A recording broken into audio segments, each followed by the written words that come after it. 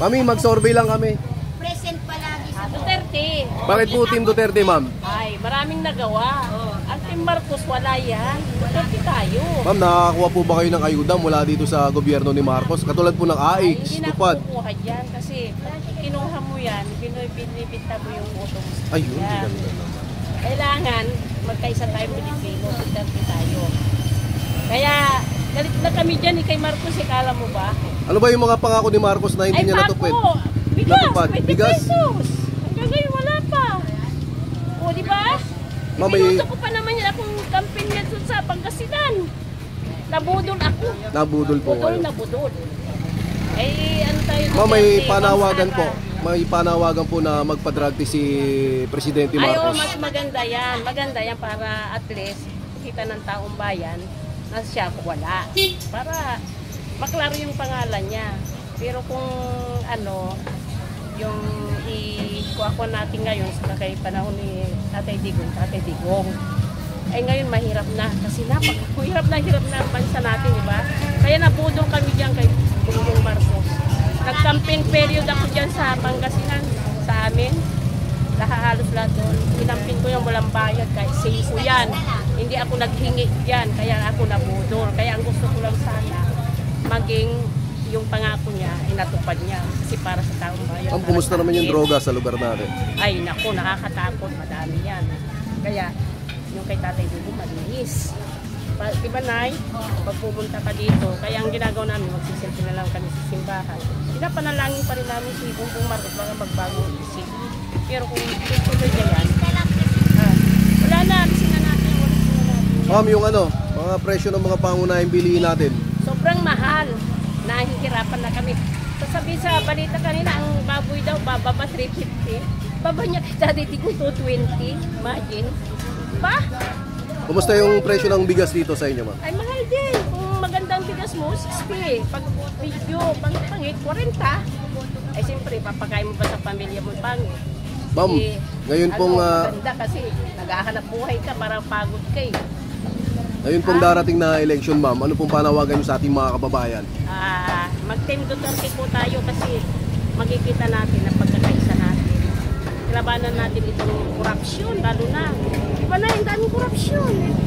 Tapos, nasasaktan na kami sa presyo. Kahit na ano yung gawin nilang propaganda nila sa TV, na amuin kami mga ni citizen na ganitong mura, ganyan-ganyan.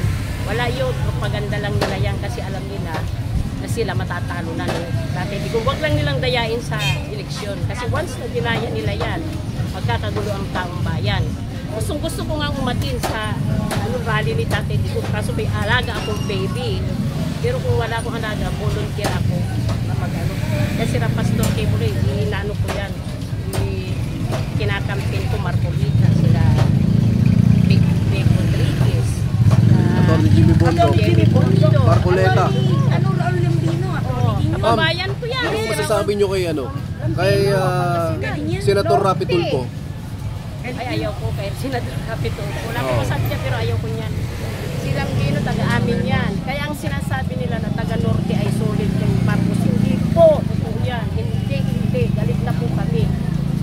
Kaya ayaw namin po. Sa totoo lang. Magbago yung pangako nila, ibigay nila. Kasi ang pangako nila sa taong bayan ay hindi natupad hanggang ngayon. Ilang years na yan. Puro ang korupsyon ay naiinis na kami sa mga kwadkum na yan. Kala nila sikat sila, hindi sila sikat. Kinakainisan sila ng tao at kinakabwisitan namin lahat. Salamat po, ma'am. Thank you po. Masasabi ko sa lahat, kaya bansang Pilipinas, gumising na tayo sa katotohanan. Kung nabudol man kayo, mas lalo nabudol din kami. Kasi kako nag-campaign din ako kay Marcos. Wow. Akala namin susundan niya yung tapak ng tatay niya, masigitan pa niya, yung pala hindi. Walang utang na loob kay Tatay Digong. Saka kay Baby Sara. Si Baby Sara malinis yun. Kasi gusto niyang harapin. Gusto nilang ipa-impeach ang ating Vice President Inday Sara Duterte. Anong masasabi niyo? Gusto nila tanggalin sa pwesto? Hindi nila ma-impeach yan kasi wala namang katotohanan yung inaakusa nila eh. Ang tao, pag walang inaakusa, walang kasalanan, haharap ka sa media eh. Paano siya haharap? Pinapahiya nila. Eh siya talagang yung Sasabihin niya talaga may kuha naman lahat Klaro naman sa kanya at walang ninakaw ang Duterte. Ginagawa nila na magnanakaw sila, ipinaparatang sa hindi magnanakaw. Ma'am, kung Yan ang, 2028, kung 2028 na tayo, tapos maglalaban si Romualdez at saka si Inday Sara, kanino po? Sara, saka si Tibuloy, dalawa niya mag-partner. Salamat po, ma'am. Ni Vic Rodriguez o kay si Marco Vita. JB Hinlo, attorney din yun. Oo. Matagal nagsilbi sa panahon ni Pangulong Duterte sa Bato sila, Bongo. Sila, nag-iba yan, hindi sila nagpon ng mga, yung mga die hard sila sa tao at sa kay Tatay Digong. Kasi alam nila na si Tatay Digong mabait. Kasi kung salbahe ka, traidorin ka. Yung traidor yan. Yung traidor yan si BP Sara. Okay na. Thank you, ma'am. Salamat. Kaninang team ang susuportahan mo? Team Duterte na ito po yung kanilang kandidato or Team Marcos na ito naman ang kanilang kandidato? Assorted sila Assorted. Yung gusto ko rito. Gusto mo rin sa kabila? Oo, yung ibang senador. So parang halo-halo, ma'am. Oo. Pero gusto ko muna sumaya ko ulit yung Team Duterte, Team Dali. Ganun ka ulit sa'yo. Oo, Ma'am, Kay Duterte talaga ako. Team Ma'am. Duterte ka talaga, ma'am. Ma'am, kumusta naman yung droga sa lugar natin? Ay, maganda sana dapat si Duterte ulit. Kasi yung magandang kasi niya, patakaran niya. Kasi mandami na naman ulit, umulit na naman kasi. Kaya dapat ganun din kamay na bakal sana si Marcos. Mami, nakakatanggap po ba kayo ng ayuda mula sa kay Marcos, sa gobyerno ni Marcos? Wala. Tulad ng AX, Wala. Tupad, AKAP, wala. Ay, nung panahon po ni AKAP, Duterte, wala. nung pandemic, Meron din. nakakuha po kayo ng ayuda. Oo. Pero kay Marcos wala pang haka. Pabor ka ba, ma'am, na ipa-drug test natin yung mga tumatakbong senador para malaman natin?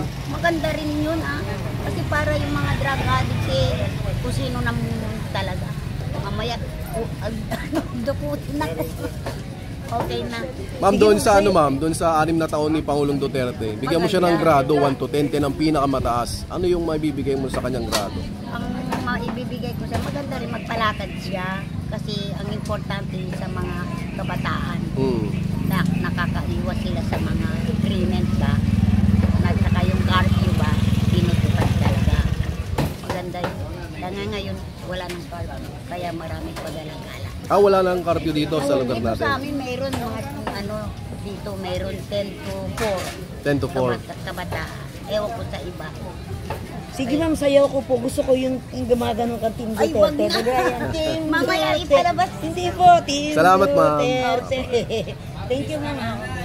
Papalabas talaga to, ma'am, sa iyo. Interview mo na. Ma'am, sa may election 2025, kayo na po team masusuportahan nyo sa Team Duterte at Team Marcos po, ma'am. Ito po yung sa Team Duterte, ma'am. Ito po yung Team Marcos.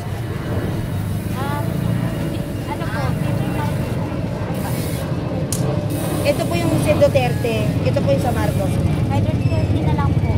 Sige. Bakit po Duterte, ma'am? Kasi mas maganda pa si Duterte kaysa kay Marcos Kasi si Marcos, halos lahat na ngayon naghihirap pati sa trabaho, pati sa sahod. Pero si Duterte, marami po siya nagawa doon. Kamusta naman po? Ano po ba ang trabaho ng asawa niyo, ma'am? Sa sa ngayon sa City Hall. Sa Sidon. Pero okay naman po pag sa Sidon, di ba? Continuous din naman ang sahod nila. No? Basta sa po, government. pero 3 months po sila magsasahod po So hindi pa rin pala talaga siya monthly. So every 3 months rin po.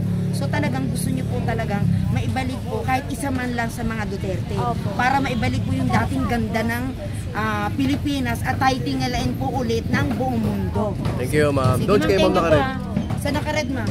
Ito. Hindi pwede dito, bata pa, si